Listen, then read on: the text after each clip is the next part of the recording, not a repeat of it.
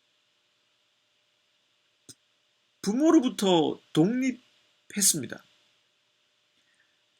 늦은 시간에도 자유를 만끽할 수 있는 나이가 된 것입니다. 허나 문제는 성인이 되었고 자유를 누릴 수 있다고 해서 지각과 경험까지 풍부한 것은 아니었습니다. 이 젊은이는 방향을 음녀의 골목 모투기로 잡았습니다. 몰라서 그렇게 간 것이 아니었습니다. 분명 동네에서 그 골목은 좋지 않은 소문이 있었던 곳이었습니다. 그러나 이 젊은이는 성적 호기심을 이길 지각과 경험이 없었습니다. 그리고 방향도 방향이지만 그 때가 밤늦은 때였습니다. 본문 9절에서 시간을 뜻하는 부사를 무려 4개나 사용하고 있습니다. 저물 때, 황혼 때, 깊은 밤, 흑암. 이것은 그가 그 골목 모퉁이로 간 시간이 유혹에 빠질 수밖에 없는 때임을 강조해주고 있습니다. 본문 11절은 그 때를 이렇게 설명해 줍니다. 이 여인은 떠들며 완악하며 그의 발이 집에 머물지 아니하며. 이 탕녀는 가정을 가진 여성임에도 불구하고 밤에 집에 머물지 않았습니다. 그녀는 남편이 없는 틈을 타 그리고 화목제라고 하는 종교적 의식을 이용해 밤에 길 모퉁이에서 그리고 광장에서 파트너를 찾았습니다. 지혜가 광장에서 부르는 것처럼 유혹도 광장에서 부릅니다. 12절은 이렇게 적고 있습니다. 어떤 때에는 거리, 어떤 때에는 광장, 또 모퉁이마다 서서 사람을 기다리는 자라.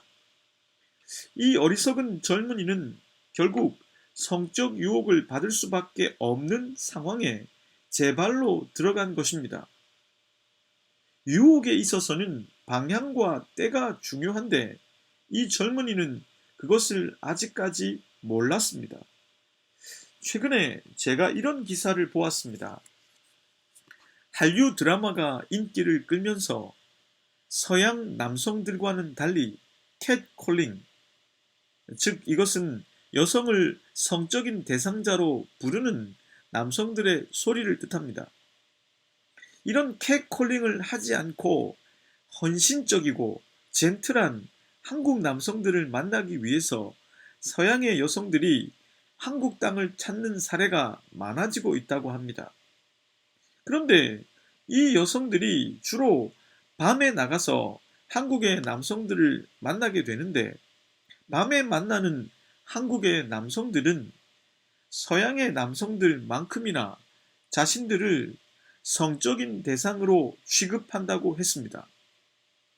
그래서 실망했다는 기사였습니다. 저는 그 기사를 읽으면서 이런 말을 했습니다. 아니, 밤에 나가니까 그렇지. 진짜 의식이 있고 좋은 한국 남성을 만나려면 아침이나 낮에 나가야지 왜 밤에 나가냐 이런 말입니다. 청년들에게 이런 부분에 대해서 가르칠 때 함께 나누었던 이야기가 생각납니다.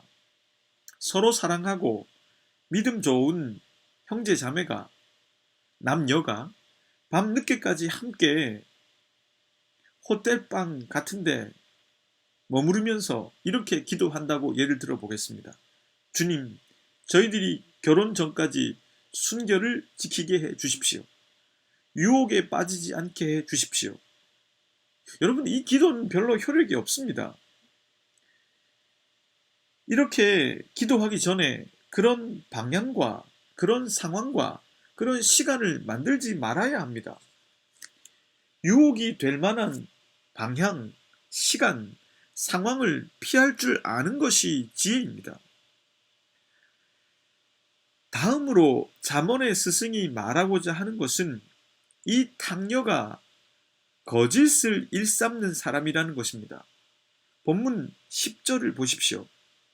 그때에 기생의 옷을 입은 강교한 여인이 그를 맞으니 19절에 따르면 이 여자는 기생이 아닙니다. 그녀는 한 남편의 아내입니다. 즉 유부녀인 셈입니다. 그런데 이 여자는 처음에 이 젊은이가 자신에게 다가오는 진입 장벽을 낮추도록 하기 위해 기생의 옷을 입습니다. 만약 처음부터 유부녀임을 안다면 이 젊은이의 양심의 가책은 더해질 것이고, 또한 그 여성의 남편에게 당할 어려운 일들을 고려하게 될 것입니다. 그래서 이 여성은 기생의 옷을 입은 것입니다. 본문에서 간교한 여인이라고 번역했는데 이걸 다르게 번역하면 가려진 마음입니다. 이 여자는 자신의 숨은 속마음을 기생의 옷으로 감추는 사람입니다. 가면을 쓰는 것이지요. 본문 4절은 이렇게 말합니다. 지혜에게 너는 내 누이라 하며 명철에게 너는 내 친족이라 하라. 고대 근동지방에서 누이라는 말은 신부나 애인을 뜻하는 용어로 사용됩니다. 그리고 친족이라는 이 말의 뜻은 서로 비밀을 나눌 만한 사이라는 뜻입니다.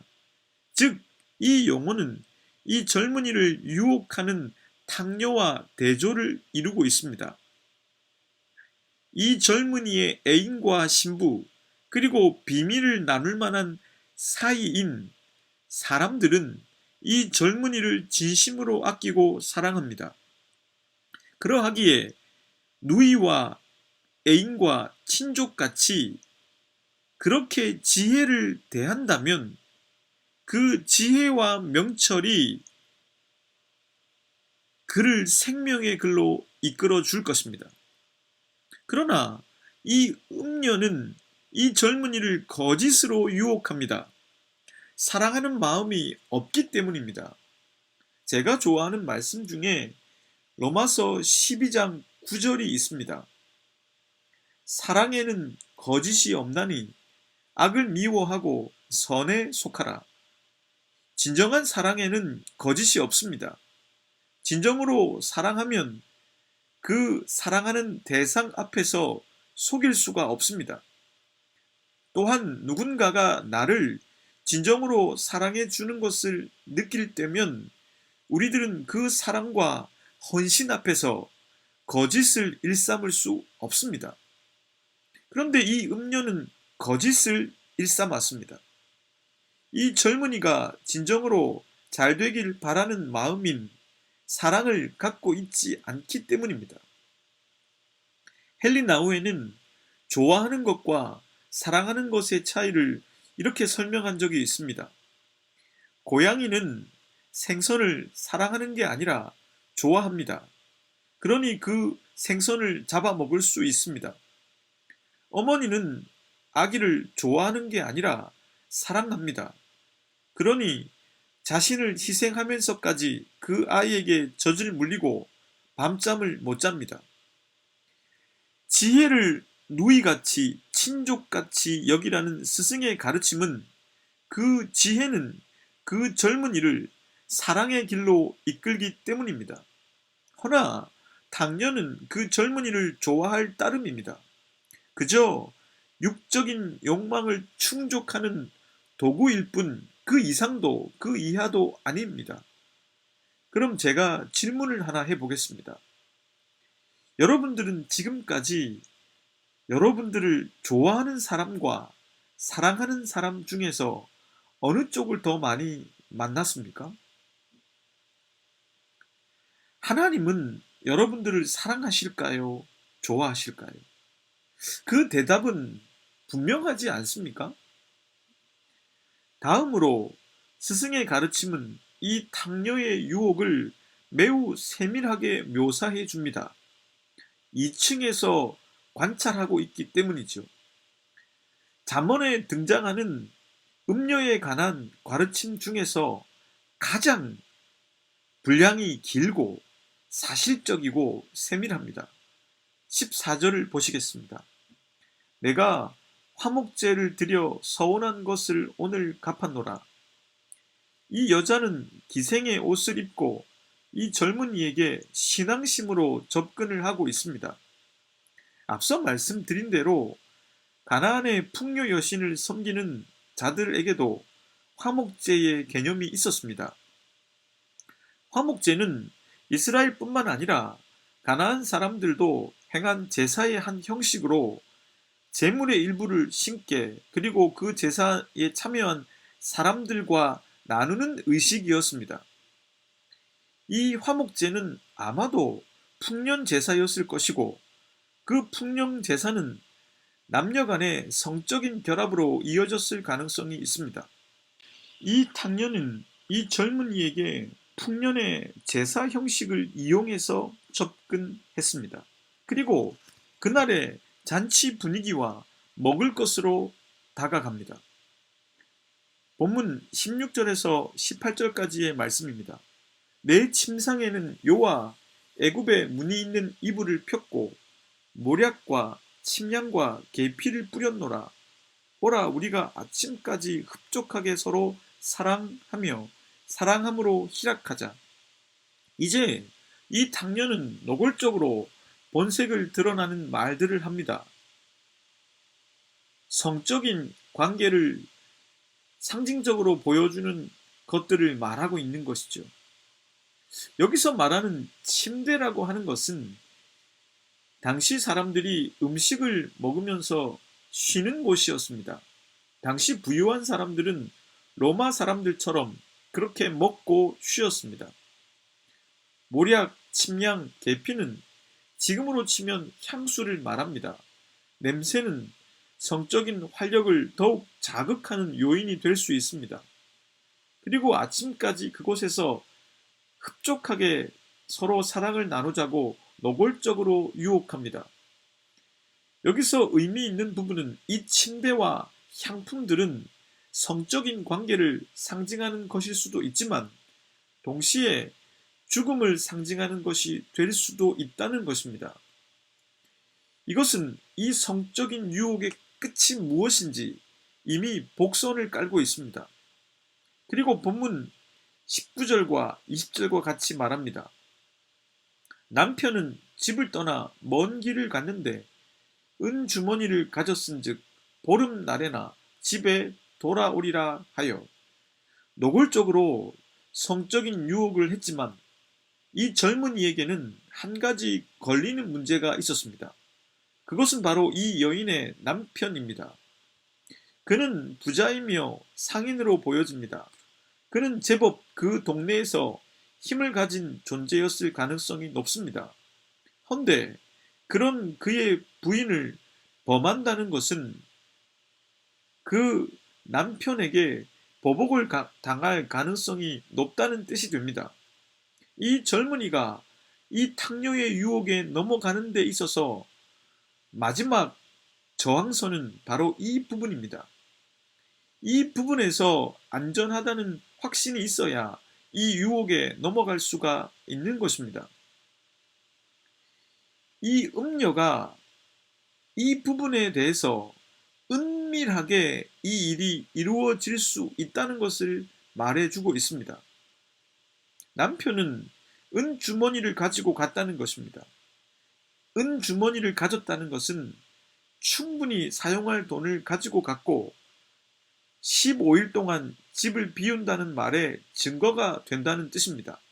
즉, 남편이 내일 아침까지 돌아올 가능성은 절대로 없다는 의미이며 은밀하게 미래를 즐길 수 있다는 의미입니다. 이 여자는 단순한 탕녀가 아니라 고수임을 알게 됩니다. 그녀는 기생의 옷으로 이 젊은이에게 접근해 종교적인 축제 의식을 이용해 함께하는 시간을 만들고 노골적으로 성적인 관계를 말합니다. 그리고 남편에 대한 이 젊은이의 두려움을 해결해 줍니다. 논리적으로 보아도 이 유혹은 체계가 있다는 것을 알게 됩니다. 과연 이 여자는 단순히 성적인 욕구를 충족하기 위해서 이렇게 하는 것인가 하는 생각도 해보게 됩니다. 이 젊은이는 과연 어떻게 될까요? 본문 22절에서 23절까지는 이렇게 말합니다. 젊은이가 곧 그를 따랐으니 소가 도수장으로 가는 것 같고 미련한 자가 벌을 받으려고 쇠사슬에 매이러 가는 것과 같도다. 필경은 화살이 그 관을 뚫게 되리라. 새가 빨리 그물로 들어가되 그의 생명을 잃어버릴 줄을 알지 못함과 같으니라. 결국 고수인 탕녀의 유혹은 성공합니다. 이 젊은이는 이 탕녀의 유혹에 넘어가 함께 하고 맙니다. 그것을 지켜보는 현자의 눈에 그 젊은이의 꼴은 꼭 소가 도살장으로 끌려가는 것과 같았습니다. 그물에 걸린 새와 같았습니다. 결국 결말은 죽음입니다. 성적인 관계를 상징했던 침대와 향품들은 이제는 죽음을 상징하는 것이 되고 맙니다. 음료의 유혹은 젊은이를 생명이 아니라 죽음으로 이끌고 맙니다. 탕녀는 이 젊은이를 사랑하지 않고 그저 하룻밤 대상으로 남성을 좋아했을 뿐입니다. 그런데 그 결론은 이 남성을 죽음에 이르게 합니다. 탕녀의 유혹은 이 한 번으로 그치지 않을 것입니다. 이 탕녀는 또 다른 남성을 찾을 것이고 이렇게 함으로써 이스라엘 지혜학교의 젊은이들은 지속적으로 유혹을 받게 될 것입니다. 이것이 반복될 경우에 유대 사회에는 엄청난 위협이 될 것입니다. 그녀를 범한 젊은이들은 유부녀와 간음을 한 남성으로 낙인이 찍히게 될 것이고 그러한 낙인은 이 젊은이가 정상적인 생을 살아가는데 방해가 될 것입니다. 이 즈음에서 우리들은 이제 결론에 도달할 필요가 있습니다. 지혜의 스승 역시도 이런 광경을 2층 창문으로 내다보다가 절망과 죽음으로 내닫는 한 제자의 모습을 보았습니다. 그리고 나머지 제자들을 보호하기 위해서 그리고 유대 공동체를 지키기 위해서 다음과 같이 부탁하고 있습니다. 이제 아들들아, 내 말을 듣고 내 입의 말에 주의하라. 내 마음이 음료의 길로 치우치지 말며 그 길에 미혹되지 말지어다.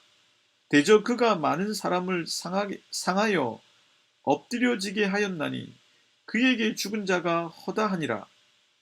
그의 집은 스올의 길이라 사망의 방으로 내려가느니라. C.S. 루이스는 사탄에 대해서 쓴 스크루테이프의 편지를 이렇게 시작하고 있습니다. 이 편지들을 읽는 여러분은 악마가 거짓말쟁이라는 점을 기억할 필요가 있습니다. 창세기에서 아담과 하와를 유혹했던 뱀은 선악과를 먹으면 하나님과 같이 된다고 했습니다. 허나 그것은 거짓말이었습니다. 인간이 하나님과 같은 존재가 되어버리면 인간은 그만 파멸의 길로 나아가게 됩니다. 인간이 절대시 되는 것은 위험하기 때문입니다. 사탄은 인간을 무너뜨리기 위해서 그러한 거짓을 일삼습니다. 결단코 인간을 사랑하지 않기 때문입니다.